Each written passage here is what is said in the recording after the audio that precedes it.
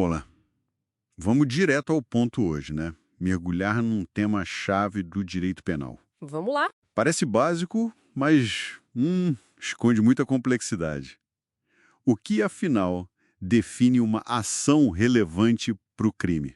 É uma pergunta fundamental. Já tivemos teorias como o causalismo, né? Quase uma física de causa e efeito. Sim, bem mecanicista. E o finalismo, focado na intenção do agente, na vontade. Exato, na finalidade. Hoje, nosso mergulho é numa visão mais recente e que, olha, provoca bastante reflexão. A teoria do significado da ação. Isso mesmo. Essa teoria, que às vezes o pessoal chama de significativa, desenvolvida por pensadores como o espanhol Tomás Salvador Vives Antón, ela propõe algo diferente. Diferente como? Em vez de olhar só para o movimento físico, sabe? Ou para a vontade interna lá na cabeça da pessoa, Uhum. ela foca no sentido social que a ação comunica. A ideia central é que uma ação, para ser relevante para o direito penal, é um comportamento humano que diz alguma coisa. Diz algo. Como assim? Ela comunica, ela expressa algo dentro de um contexto social, cultural, normativo. Interessante. Quer dizer que não basta o fazer ou o querer fazer. É o que a sociedade entende daquilo. A mensagem que a ação passa. Precisamente, o núcleo é o significado social. E esse significado é construído intersubjetivamente. Intersubjetivamente. Entre as pessoas, né? Isso. É um sentido compartilhado entre as pessoas naquela cultura, naquele contexto.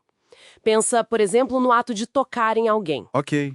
O mesmo movimento físico, o mesmo toque, pode ser um aperto de mão amigável, pode ser uma agressão, um soco, Certo. pode ser um cuidado médico, uma enfermeira aplicando uma injeção, ou pode ser um assédio, um ato libidinoso. Fisicamente pode ser muito parecido.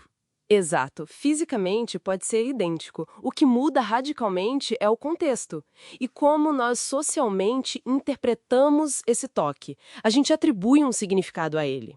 Entendi. A ação é, nesse sentido, um comportamento interpretado. Peguei o exemplo. Isso parece especialmente útil para crimes, onde o contexto é tudo, né?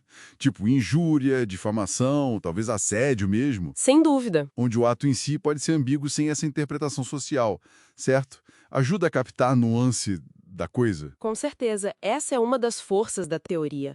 Ela abraça a complexidade da comunicação humana, das convenções sociais. E funciona para a omissão também, o não fazer. Funciona muito bem. O não fazer, a omissão, ganha relevância penal porque comunica socialmente uma quebra de expectativa. Ah, tipo, a sociedade esperava algo e a pessoa não fez. Isso comunica diferença a um dever, a uma norma. E na culpa também, sabe? Negligência, imprudência. Hum, O comportamento descuidado, ele também comunica algo. Comunica um desrespeito às normas de cuidado que a gente espera uns dos outros. certo. Mas como essa lente se compara com as teorias mais clássicas? O que ela realmente adiciona ou substitui, talvez, em relação ao causalismo, que era só causa e efeito, Sim. ou ao finalismo, que focava tanto na finalidade do agente? Boa pergunta. Ela se distancia do causalismo, claro, por não ser puramente mecânica. Ela olha o conteúdo, o significado da conduta, não só o movimento. Ok. Em relação ao finalismo, bom, a finalidade do agente, a intenção, continua sendo importante, óbvio. Ela ajuda a decifrar o significado da ação. Certo, é uma pista. É uma pista importante. Mas a teoria não se limita a isso como faria um finalismo mais estrito, né? O foco aqui é nesse sentido intersubjetivo. No sentido compartilhado. Isso, no significado que é compreendido socialmente, não apenas o que estava na mente do autor. E também é diferente da teoria social da ação. Também olhava para o social, né? Olhava, mas focava mais nos efeitos sociais do ato, na relevância social do resultado. A teoria significativa enfatiza a mensagem expressa pela ação, o sentido comunicado. Parece captar melhor a realidade das interações humanas, né? É mais rico, talvez. Exato, tem essa vantagem. Mas essa flexibilidade toda, essa dependência da interpretação, isso não abre uma porta meio perigosa? Como assim? Se o significado é social, é interpretativo, quem define esse significado? O juiz, a sociedade, Isso não pode levar a uma baita insegurança jurídica? Decisões baseadas mais em percepções do momento do que em fatos concretos e intenções? Essa é, de fato, a principal crítica. É o calcanhar de Aquiles da teoria. A subjetividade? A potencial subjetividade e vagueza na hora de definir o tal significado social.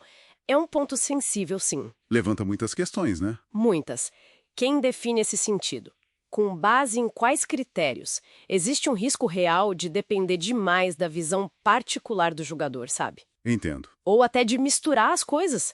Confundir a análise da ação em si com a análise da tipicidade, que é ver se a ação se encaixa na descrição legal do crime. Se a ação já é interpretada, onde fica o filtro inicial? Exato. Alguns temem que ela perca essa função de filtro objetivo logo no começo da análise do crime. O grande desafio é operacionalizar isso nos tribunais de forma clara, previsível, consistente. Entendi a tensão entre a riqueza da análise, que parece boa, e a necessidade de segurança jurídica, que é essencial no direito penal. Perfeito. É esse o dilema. E no cenário brasileiro, essa teoria tem espaço? O pessoal usa isso na prática ou fica mais na academia? Olha, no Brasil, ela é bem conhecida e respeitada nos meios acadêmicos, nos livros, nas discussões teóricas. Uhum. É vista como uma evolução importante no pensamento penal, que valoriza a hermenêutica, a interpretação, o contexto. Mas e nos tribunais? No dia a dia? Na prática forense, talvez o finalismo ainda predomine mais no cotidiano, sabe? Mas a influência da teoria significativa aparece, sim, especialmente em discussões mais aprofundadas, em casos mais complexos. Onde a análise precisa ir além. Exato. Além do puramente objetivo ou só do subjetivo. Conhecer essa teoria é crucial para quem estuda a fundo a teoria do delito. Para quem se prepara para concursos da magistratura, Ministério Público, demonstra um entendimento mais sofisticado. Ok. Então, para a gente recapitular esse nosso mergulho de hoje, a teoria do significado da ação nos propõe ver a conduta criminosa não só como um fato no mundo ou uma intenção na mente, Certo. mas como uma mensagem socialmente interpretada dentro de um contexto. É isso. Exatamente isso. Ela traz profundidade, especialmente para atos que são carregados de significado contextual. Sim. Mas, ao mesmo tempo, acende um alerta sobre a clareza e a previsibilidade no direito. Perfeito. É um avanço em relação a visões talvez mais engessadas, mais rígidas, mas exige um cuidado redobrado com os critérios de interpretação. Principalmente num campo como o direito penal, que preza tanto pela legalidade estrita e pela segurança jurídica. Faz todo sentido.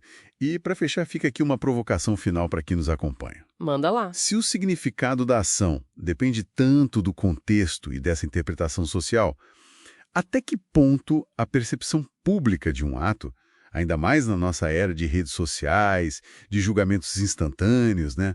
Boa questão. Até que ponto essa percepção pode ou deve influenciar a qualificação de um ato como crime, para além do fato concreto e da intenção original do agente? É algo para se pensar, hein? O peso da opinião pública na definição do significado social. Fica a reflexão. Até a próxima. Até!